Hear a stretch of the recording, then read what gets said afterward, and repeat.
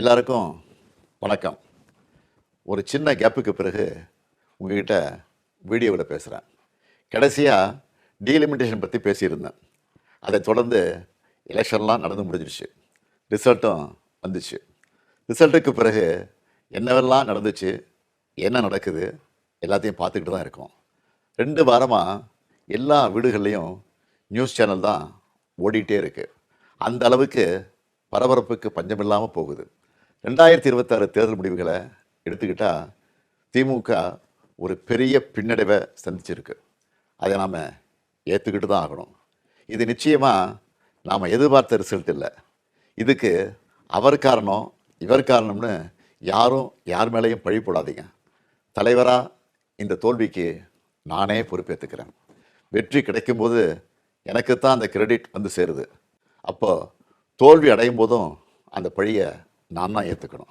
அதுதான் ஒரு நல்ல தலைவருக்கான இலக்கணம். சரி, தோத்துட்டோம், அதுக்கு நான் அதையே நினச்சிக்கிட்டு முடங்கிட மாட்டேன். உடனே அப்டேட் ஆகி மீண்டு வருவேன். நம்ம எல்லாருமே அப்படி தான் வரணும். அதுக்கு உங்களோட ஆலோசனைகள், பரிந்துரைகள், ஐடியாக்கள் எனக்கு வேணும். எலெக்ஷனாக இருந்தாலும் கரெக்ஷனாக இருந்தாலும் உங்கள்கிட்ட தான் வந்தாகணும். மக்கள் தான் எல்லாம். இந்த தேர்தல் முடிவுகளுக்கு என்ன காரணம்? திமுக இன்னும் எப்படியெல்லாம் உங்களுக்காக உழைக்கணும்னு நீங்கள் நினைக்கிறீங்கன்னு சொல்லுங்கள்.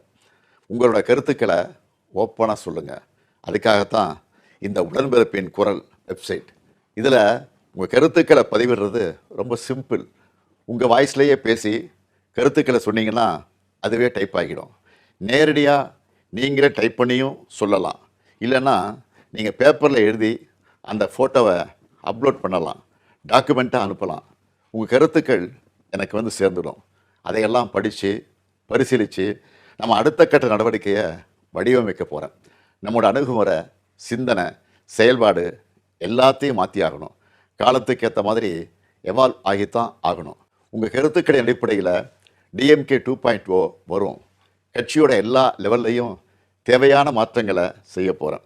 இதனால் அடுத்த 100 ஆண்டுகளுக்கும் இந்த இயக்கம் உயிர்ப்போடு இயங்கும், உங்களுக்காக இயங்கும். உடன்பிறப்பே, நீங்கள் சொல்லுங்கள், நான் கேட்குறேன்.